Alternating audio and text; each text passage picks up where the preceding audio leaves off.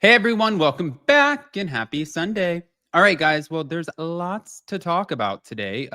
We took yesterday off, which was nice. Saturdays just seem to be like a little bit slower on the news days, so it's great to sort of just have that break and recoup. But we had hot, messy topics and our members only. That was on Friday, and then of course we have hot, messy topics tomorrow as well. So we'll be back live with all of you guys. Now, since it's Sunday, I hope you guys are having an amazing weekend, but we're only 1 week out from the Real Housewives of Potomac. And this week, starting tomorrow, we get our new Below Deck franchise, the premiere. We get the Miami reunion part 1 this week. And we also get to find out what happened with Gretchen and Tamra. So I think it's going to be a great week. Let's just kick it off. All positive vibes. Smash the like button, show some love. If you're not subscribed, get subscribed, and let's go.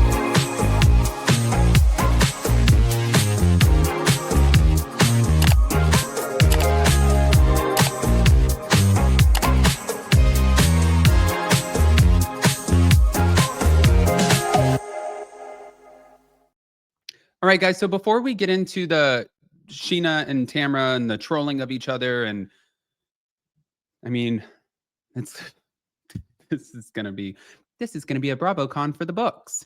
I wanted to start here with this going on. Tamara was calling Gretchen Rossi's reaction to the whole rumor that she slept with this boy band man, which by the way, we know his name. But if you didn't notice on The Real Housewives of Orange County, they bleeped out his name every single time. I believe, from my understanding, that him and his wife have made it clear to Bravo that they will take action because this is slanderous and defamation. So I don't think that they wanted to mess with that. I think that Bravo wanted to leave that one alone. And especially, they're not signed on for the show, so there's no reason for it. But she said Gretchen Rossi's whole reaction, it was very performative and it was total bullshit. And she said it's her shtick, which you could see that too, because one thing that I really don't like, I hate when people are like, you don't want me to put out there what I know about you. It's such a planted seed. And it's all that's doing is creating doubt and speculation in people's minds. But if you really truly know something about somebody, why wouldn't you just put that out? Because Gretchen had no, or Tamara had no problem putting that out about Gretchen with like the salacious photos and other things that she mentioned when she got up and she started yelling at her. If you know it, if you got something, if you see something, say something. And if you're fighting for your jobs and your positions on shows like this, then you're normally going to reach in your arsenal and you're going to use that information. You had no problem bringing up the boy band man and this alleged affair, which could totally just ruin her marriage if in fact that was true, which I don't believe it is. But you had no problem digging into that. So why would you not dig into anything else? You know? And then also too, when Scheana was like, Gretchen, I've known Gretchen for a long time. She doesn't lie. I've seen where so many content creators have really just ran with this and they're like, what are you talking about? She literally got caught in a lie about the hospital. She said it and then she walked it back. But then Gretchen was using it as sort of a badge of honor at the time. And she was like, no, I passed the polygraph test. Well, yeah, you passed it because then you told the truth. Duh. Now, Tamara also talked about being hurt by Emily Simpson's comment, allegedly said that she wouldn't trust Tamara because of fear that Tamara would throw her personal stuff back at her. And she said that comment really broke her heart because she felt that she and Emily, they have this genuine friendship. And because Emily is on her network, iHeart, and they do a lot together. I mean, under the two T's in a pod umbrella, I am wondering too, like, if they're still doing, if like Emily has branched off because I know she's doing Legally Burnett, and I know she's doing that with her husband, Shane. So I'm wondering if she branched off from the two T's in a pod umbrella. I'll look into that for hot, messy topics tomorrow. She might just be doing her own thing now. Not sure. But I think that they're fine. I don't think that there's like some big rift at this point. But she said on Watch What Happens Live, which Andy Cohen did not like, she said if she changes her personality due to therapy or growth, she fears that she might be fired from OC. And he's like, why would you say that?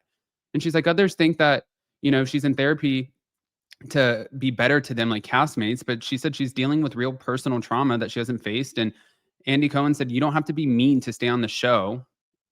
And Tamara's like, listen, I know that you're making it sound like that's a crazy thing to say. It's not a crazy thing to say. Hmm? Okay. I mean, she has been fired before, so I think that she knows what she's talking about. And I just think that Andy Cohen probably would not want that general consensus to be out there about what it takes to survive on these shows. But she said that her husband, Eddie Judge, had no response to the cheating claims because it's not true. And she said calling or spreading those claims, it was just evil. And she hasn't spent time with celebrities in the way that that's been implied. You know, she bragged that she's only been hit on a few times. Like once was by Denise Richards, the other one was by George Lopez. And when she was asked if anybody's obsessed in the situation with her and Gretchen, it's Gretchen, not her. She's like, I'm successful. I have a CBD business. I have my podcast. It's proof that she's not overshadowed. And she said she's lied. Gretchen has lied in every single episode, and that those lies will be exposed by others because Katie's going to bring receipts to the reunion. All right. Lastly, she denied that rekindling a friendship with Katie was in hopes to just keep Katie on the show. She was like, at the end of it, it's not to bury Gretchen. It's not for anything like that. I just don't like the way that this played out. And I like Katie. So there you have it. But we have to get into this really quick. The trolling of each other has become ridiculous, like literally insane. So Scheana is now calling out Tamra, and Tamra is clapping back. So at first it was, well, look who's lurking. And it said Tamra Judge liked your reel, right? So she's calling out Tamra for lurking. And Tamra said, sweetie, you collabed on this post, and I happen to like the post on Farrah's page, not yours. No one's stalking or lurking, including Bravo. Bye, with the clown face emoji. Ugh. Okay. So I can't play the music on this, but then Scheana also posted this point of view. Hold on. Point of view, you ran into someone who's been dreading seeing you and you squashed the beef. I think it's her sister. I'm not sure. Right there. Maybe it's somebody else, but with this mask. Oh, God.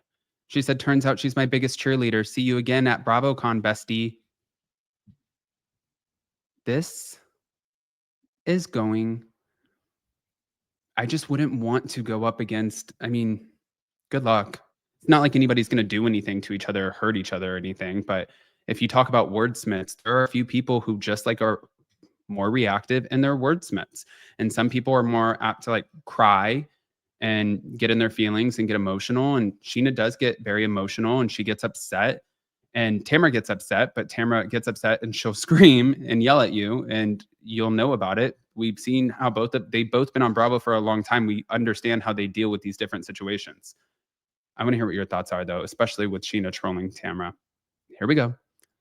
Smash the like button, show some love. If you're not subscribed, get subscribed, and we'll see you later. Bye, guys.